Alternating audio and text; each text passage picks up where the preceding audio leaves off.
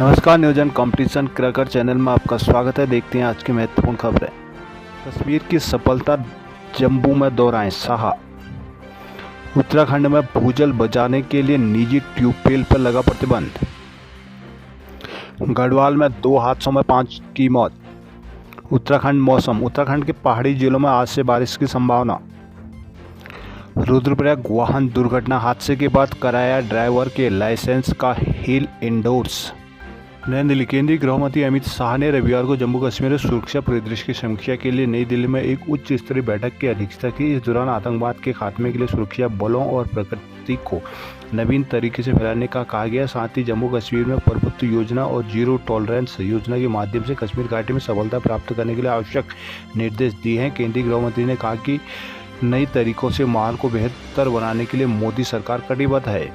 देहरादून, उत्तराखंड में घटते भूजल को बचाने के लिए निजी बोरिंग में प्रतिबंध लगा दिया गया है। ऐसे में अब जल संस्थान की मंजूरी के बाद ही घर, अपार्टमेंट, होटल, हॉस्पिटल, स्कूल में बोरिंग की जा सकती है। नियमों के उल्लंघन पर ट्यूबवेल जब्त किया जाएगा। खेती के लिए ट्यूबवेल लगाने पर कोई रोक नहीं लगाई गई है। उत्तराखंड में सितंबर 2023 से अब तक पर्याप्त बारिश न होने से इस बार गर्मियों में परिचालन का गंभीर संकट खड़ा हो गया है। शहर, गांव या पहाड़, हर जगह लोग पानी की कमी से जूझ रहे हैं। इस बीच पृथ्वी भूजल के अंधाधुंध दोहन से जमीन के नीचे पानी का भी स्तर घट रहा है, जिससे कई जगह ट्यूबवेल सूख गए हैं। सभी स्थानों पर ट्यूबवेल के पाइप बढ़ाए जा रहे हैं। भविष्य में संकट और न गहरा, इसके लिए कठोर कदम उठाए जा रहे हैं। जल संस्थान ने साफ कर दिया कि प्रदेश में अब बिना अनुमति के निजी बोरिंग नहीं बनाई जा सकती। यदि किसी की बोरिंग की जरूरत है तो इसके पहले आवेदन करना होगा। जिस क्षेत्र में बोरिंग के लिए आवेदन किया जाएगा वहाँ भूजल स्थल की जाँच होगी और धरती की प्रकृति और आवश्यकता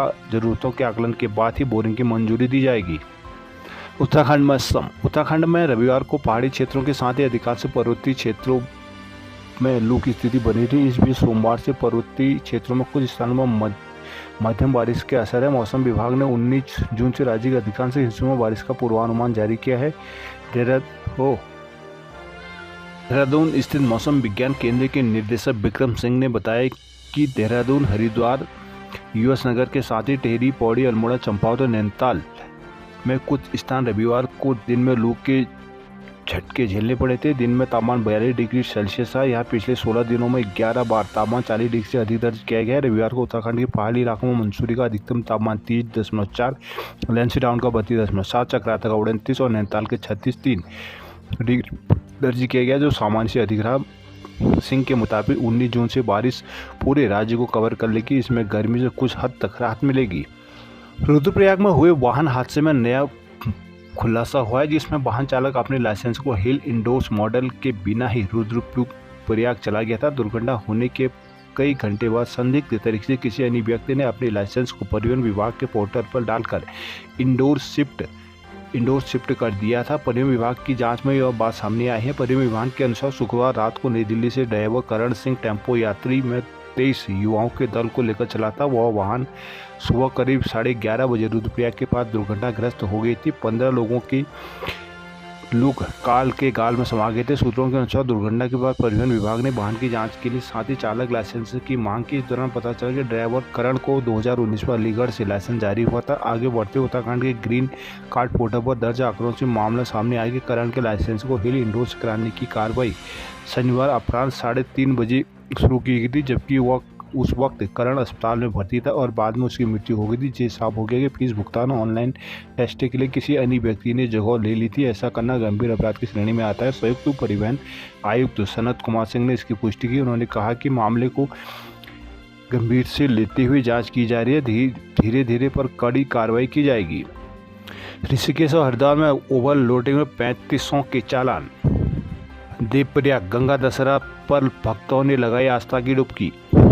देवप्रयाग गंगा दशहरा पर्व तीर्थनगरी देवप्रयाग में रविवार को आस्था और भक्ति से मनाया गया। गंगा दशहरा द्वार पर पहली बार देवताओं की भगीरथी के नग्न धारा के उपस्थिति में स्नान पूजन कराया गया। संगम स्थल पर अलकनंदा में ही उत्सवों ने सभी धार्मिक कर्तव्यों को ध्यान में रखते उत्सव मनाया गया। रविवार को गंगा दशहरा पर्व के अवसर पर कोयलीगढ़ की घंडियाल देवता की डोली ने 4 बजे यहाँ निशानों के साथ संगम में पर्व स्नान किया। वही गंगा स्नान को लेकर श्रद्धालुओं की भारी भीड़ भी संगम तट पर उमड़ी। बद्री केदार यात्रा पथ पर देवप्रयाग में गौमुख से निकली भगीरथी गंगा का दर्शन होता है, जिससे चलते धाम जाने और लौटने वाले श्रद्धालुओं का यहाँ रविवार को तांता लगा रहा। गंगा के प्रति गहरी आस्था भक्ति के कारण पूरे दिन संगम पर स्नान पूजन की कामना करते रहे। भगवान श्री राम की तपस्या रामकुंड में यहाँ पर्व स्नान के कार्यक्रम आयोजित भी किए गए थे। उत्तराखंड के बावन गढ़ों में से एक क्वैलीपाकगढ़ के घंडियाल देवता ने हर वर्ष दशहरा पर अपने पासर और कुलदेव सजवान के साथ संगम पर स्नान किया और सभी को आशीर्वाद देंगे। संगम पर सुरक्षा के पंख के इंतजाम किए गए थे। उत्तरकाशी, जीवन बचाने के लिए जल संरक्षण जरूरी, प्रेमचंद अग्रवाल। नई टिहरी में जल संरक्षण की पहल। भटवारी में पेड़ गिरने से किशोरी की दर्दनाक मौत। टिहरी जेल में पूर्व सीएम हरीश रावत ने की वोटिंग। पौड़ी में कलाकारों ने ईदगाह नाटक का किया मंचन। गैरसैंण में सितंबर में होगी मूल निवास स्वाभिमान रैली। मां सावित्री देवी से मिलने ऋषिकेश एम्स पहुंचे यूपी के सीएम योगी। हरिद्वार में घर में हवाओं ने किया लोगों को बेहाल। ऋषिकेश, सुरंग में श्रमिक की मौत पर 7 अफसरों पर केस। ऋषिकेश, आईडीपीएल के जंगल की आग से 4 घंटे गुल रही बिजली। ऋषिकेश, कोडियाला में ऋषिकेश कर्णप्रयाग रेलवे परियोजना के फाइनल सुरंग में 10 जून को चट्टान के नीचे दबने से 3 श्रमिक खतरे में पड़ गए, गंभीर घायल। जोशीमठ निवासी श्रमिक की मौत के बाद उसके भाई ने रविवार को निर्माण एजेंसी के साथ पर मुकदमा कर दिया, जिसके बाद दुर्घटना का खुलासा हुआ। मुनिकीरेती पुलिस के अनुसार वेद प्रकाश निवासी तपोवन जोशीमठ चमोली में बुजुर्ग ने तहरीर दी है। आरोप है कि 10 जून को निर्माण एजेंसी नव युवा कंपनी के कोडियाला में कार्यरत इंजीनियरों और अन्य अधिकारियों ने अपने 29 वर्षीय भाई कमलेश पंतु को भी सीधे टनल के सामने भेज दिए थे। वहां अचानक चट्टानों से भाई गंभीर रूप से घायल हो गए। साथ ही श्रमिक इमरान निवासी ग्राम मल्लीपुर सहारनपुर यूपी और प्रमुख कंवर निवासी बसबेरवा दुमका झारखंड भी घायल हो गया था। वेद प्रकाश के भाई कमलेश को गंभीर अवस्था में जौलीग्रांट स्थित निजी अस्पताल में भर्ती कराया गया, जहाँ 13 जून को इलाज के दौरान उनका दम घुटकर मौत होगी। मृतक रितेश शाह ने मृतक के भाई वेद प्रकाश ने साइड इंजीनियर रंगनाथ, सुरक्षा अधिकारी मनोज पोखरियाल, पीरो रंजन भंडारी, टनल इंचार्ज नरेंद्र कुमार, अतिरिक्त सुपरवाइजर कमल पदम, जॉन तोमर और मानवाधिकार कार्यकर्ता भोजन जोशी के खिलाफ मुकदमा दर्ज किया और मुकदमा पंजीकरण मामले की जांच पड़ताल शुरू कर दी गई है। रामनगर, टाइगर रिजर्व के कोट जोन के जंगल में धध की आग। भीमताल, नौकुचिया ताल में नाचते हुए सांधी से पहले दुल्हन की मौत।